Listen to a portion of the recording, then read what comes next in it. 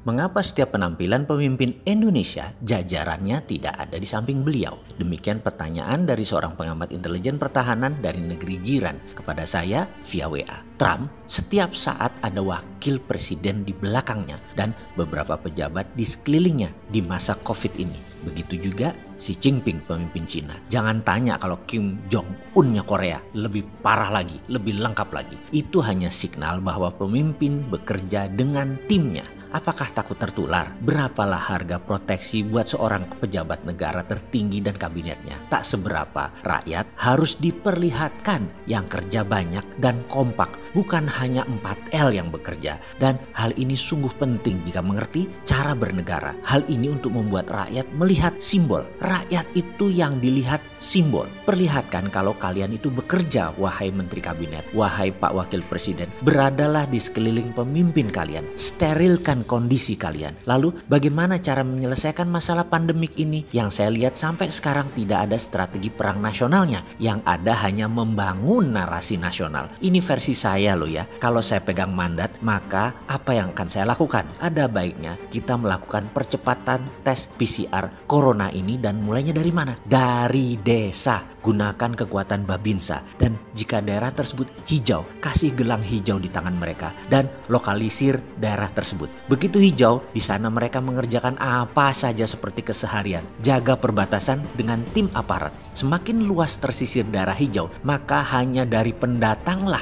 COVID itu menular. Pendatang yang gelang hijau lah yang boleh masuk dan tidak boleh keluar masuk kecuali barang. Perluas daerah hijau. Utamakan untuk kekuatan pangan seperti lumbung padi, sayuran, peternakan, dan berbagai kebutuhan pangan lainnya. Setiap 2 hari, rakyat datang ke posyandu untuk diberi vitamin gratis. Wajib jaga daerah hijau itu dan perluas dan pastikan yang keluar masuk hanya barang di dalam daerah hijau. Silahkan mengerjakan semua senormal mungkin. 70% daerah Indonesia adalah kaum rural, pedesaan. Lalu kepung ke arah urban, perkotaan, daerah kuning. Yang terdapat beberapa pasien, segera hijaukan dengan bawa pasien keluar ke tempat pengobatan. Dan diamkan 14 hari daerah tersebut dengan isolasi mandiri. Setelah itu daerah itu menjadi hijau, normal kembali. Dan hal ini dikerjakan dengan cepat, semua mengepung ke arah kota, arah urban. Babinsa dan aparat kesehatan pertahanan dan keamanan bisa melakukan tes 1 juta per hari kalau perlu. Semua wilayah Jawa dulu saja misalnya.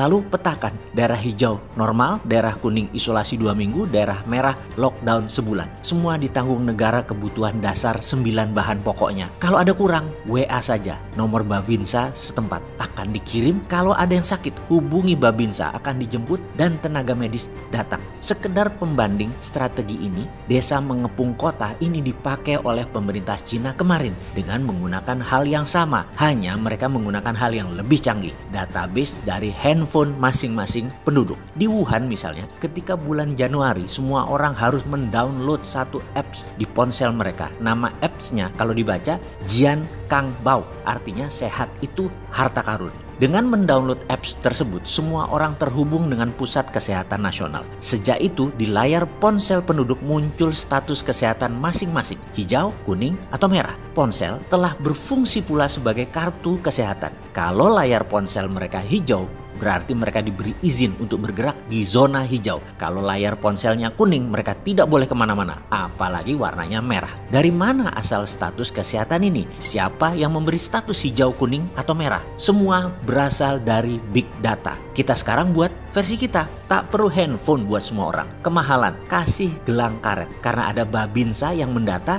database itu ada di tangannya Babinsa. Biarkan tim Babinsa, aparat pertahanan keamanan yang punya big datanya, yang terus menjaga perbatasan wilayah yang semakin lebar. 400.000 aparat keamanan bisa digunakan dideploy segera saat ini. Sesederhana itu. Sekarang Amerika lakukan strategi lain. Dalam waktu 1 bulan sudah lebih melakukan tes sebanyak 20 juta lebih dan terdapatlah 700 ribuan orang Amerika yang terpapar per hari ini. Karena itu mereka cepat melakukannya, strateginya dan datanya akurat. Kembali kita dengan tim Babinsa ke desa-desa, membuat zona hijau di mana-mana. kepung urban, kepung kota dengan zona hijau. Gabungkan big data Cina dari desa ke kota, gabungkan dengan tes yang cepat dan banyak seperti dilakukan di Amerika. Indonesia hingga saat ini baru 30 ribuan tesnya dilakukan, terlalu pelan dan sedikit. Biayanya daripada 5,6 triliun buat pelatihan online, mending buat perangi COVID. Hari gini duit begituan buat pelatihan online mau dapat apa mereka? Mau ngerjain apa mereka? Mending kasih tim medik militer dan kepolisian gerak dari Babinsa Polsek terkecil berbarengan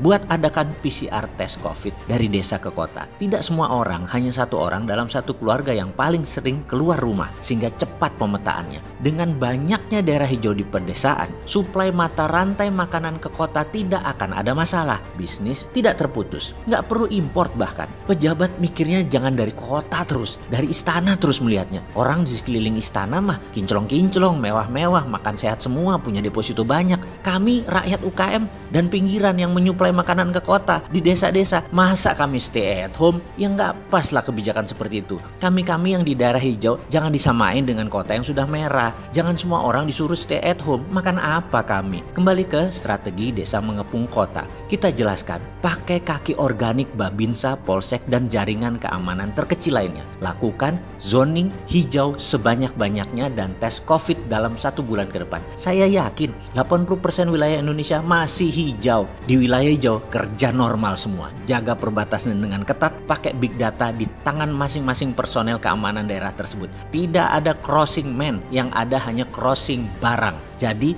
itulah strategi yang akan Sontoloyo pakai kalau dikasih mandat. Ya nggak mungkin dikasih kan ya. Ya tiru aja kalau gitu, nggak usah malu-malu.